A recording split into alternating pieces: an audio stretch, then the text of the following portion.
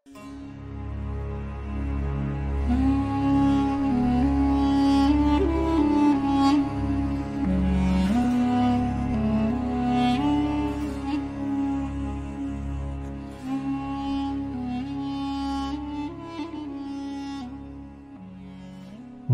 Islam ke Nusantara berkaitan langsung dengan kisah para juru dakwah dari Asia Tengah. Salah satunya adalah Syekh Ibrahim Asmarakandi atau Syekh Ibrahim Samarkandi. Dikenal sebagai ayahanda Raden Ali Rahmatullah atau Sunan Ampel. Syekh Ibrahim As-Samarkandi diperkirakan lahir di Samarkand, Asia Tengah pada paruh kedua abad ke-14. Babat Tanah Jawi menyebut namanya dengan sebutan Makdum Ibrahim Asmara atau Maulana Ibrahim Asmara. Sebutan itu mengikuti pengucapan lidah Jawa dalam melafalkan As-Samarkandi yang kemudian berubah menjadi Asmarakandi. Menurut Babat Cirebon, Syekh Ibrahim Asmarakandi adalah putra Syekh Karnen dan berasal dari negeri Tulen. Jika sumber data Babat Cirebon ini otentik, berarti Syekh Ibrahim Asmarakandi bukan penduduk asli Samarkand, melainkan seorang migran yang orang tuanya pindah ke Samarkand. Karena negeri Tulen yang dimaksud menunjuk pada nama wilayah Kiolen, kepulauan kecil yang terletak di tepi timur Laut Kaspia, yang masuk wilayah Kazakhstan, tepatnya di arah barat Laut Samarkand. Raja Brawijaya V, Raja Majapahit terakhir Brawijaya V, namanya Kertanegara namanya, atau Kertonegoro lah. Punya istri 600 Pak, istrinya. Nggak apa-apa. Raja nggak apa-apa, kalau direktur Telkomsel nggak boleh. Maksimal berapa? Di antara istrinya ada yang Islam. Dari Champa ya, dari Kamboja, Cina lah. Namanya Subanci atau Dewi Retno. Orang Jawa panggilnya Dewi Retno. Punya anak laki-laki. Namanya Jinbun. Si anak ini setelah muda nakal, setelah remaja nakal, ibunya Cina ini. Diusir dari kerajaan Majapahit, jalan ke arah timur, masuk Ampel Denta, Surabaya. Jumpa dengan seorang ulama namanya Syekh Rahmatullah atau Sunan Ampel. Rahmatullah itu putranya Syekh Ibrahim Samarkandi. Orang Jawa bilang Ibrahim Samarkandi. Yang mendarat di Kecamatan Palang, Tuban. Bahwa anak dua, satu Ali Murtado, satu Rahmatullah, dan keponakannya satu Abu Hurairah namanya.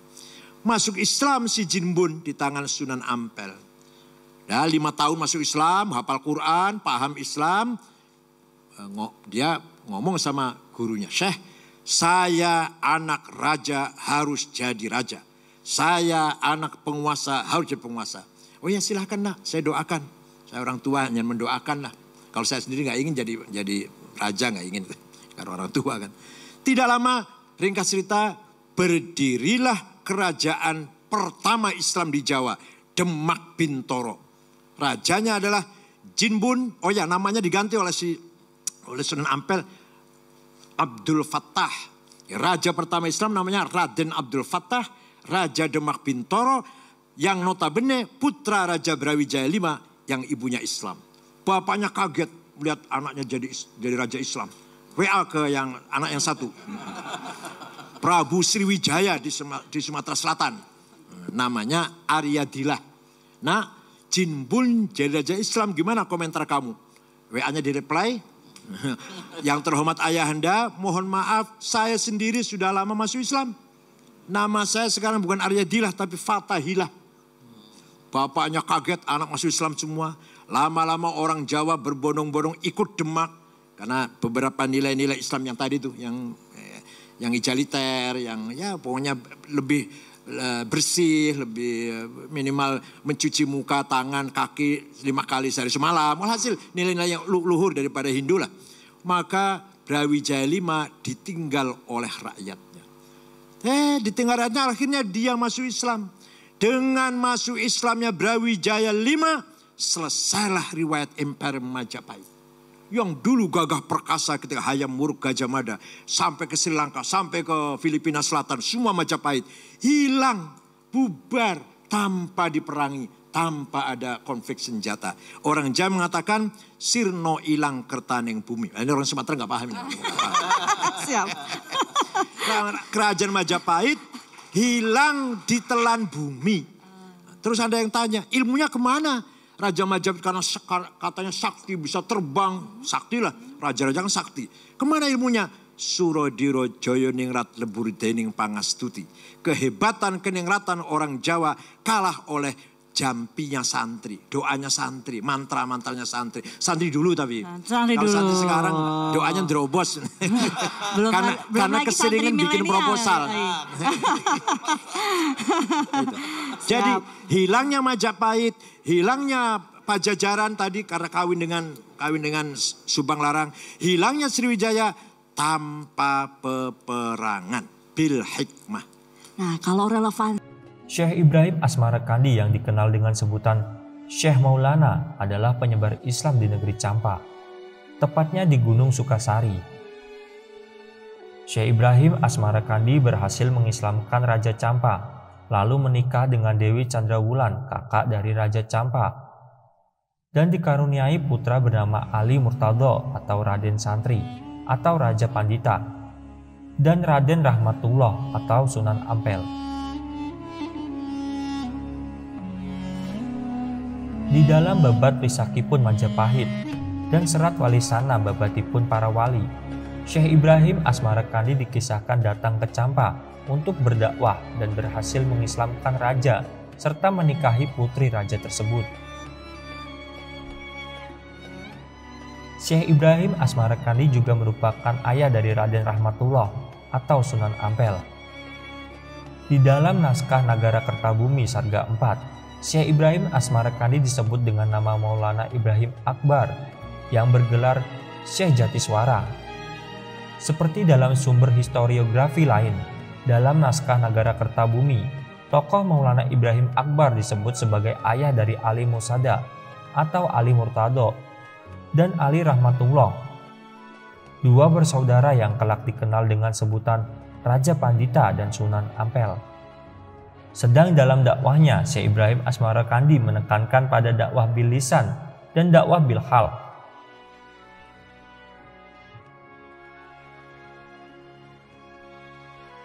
Dikisahkan Syekh Ibrahim Asmara datang ke Campa. Pada saat itu Raja Campa belum memeluk Islam.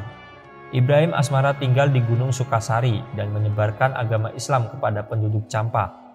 Raja Campa murka dan memerintahkan untuk membunuh Ibrahim Asmara beserta semua orang yang sudah memeluk Islam. Namun usaha raja itu gagal karena ia keburu meninggal sebelum berhasil menumpas Ibrahim Asmara.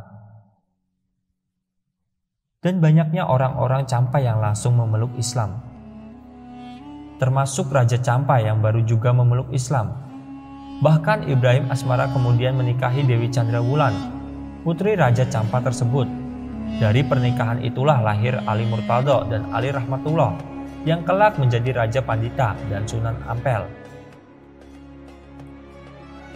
Syekh Ibrahim As-Samarkandi diperkirakan datang ke Jawa pada sekitar tahun 1362 Hijriah atau 1440 Masehi bersama dua orang putra dan beberapa kerabat dengan tujuan menghadap Raja Majapahit yang menikah dengan adik istrinya yaitu Dewi Darawati.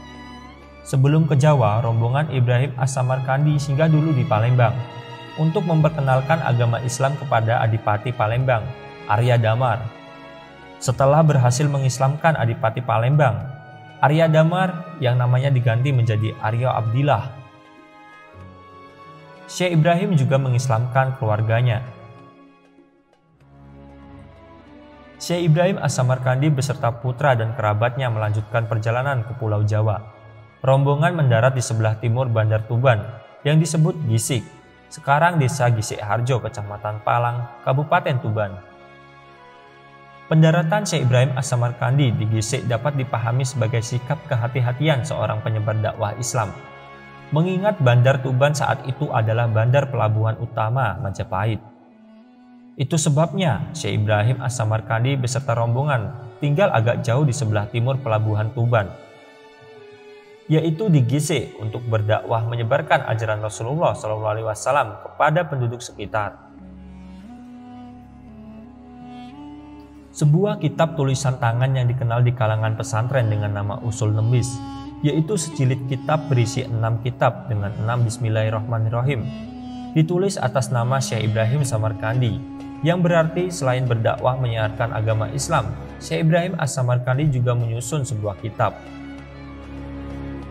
Menurut cerita tutur yang berkembang di masyarakat, Syekh Ibrahim As-Samarkandi dikisahkan tidak lama berdakwah di Gresik.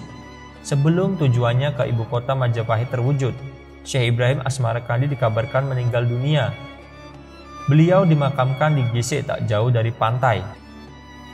Karena dianggap penyebar Islam pertama di Gresik dan juga ayah dari tokoh Sunan Ampel, makam Syekh Ibrahim As-Samarkandi dikeramatkan masyarakat dan dikenal dengan sebutan Makam Sunan Gagesik atau Sunan Gesik. Dikisahkan bahwa sepeninggal Syekh Ibrahim As-Samarkandi, putra-putranya yaitu Ali Murtado dan Ali Rahmatullah, beserta kemenakannya Raden Burereh atau Abu Hurairah, beserta beberapa kerabat asal Campa lainnya, melanjutkan perjalanan ke ibu kota Majapahit untuk menemui bibi mereka, Dewi Darawati, yang menikah dengan Raja Majapahit. Sebelum ke Pulau Jawa, Maulana Ibrahim As-Samarkandi disebutkan pernah bermukim di Campa selama 13 tahun. Ia menikahi putri raja yang memberinya 2 putra, yaitu Raden Rahmat atau Sunan Ampel dan Sayyid Ali Murtado atau Raden Santri.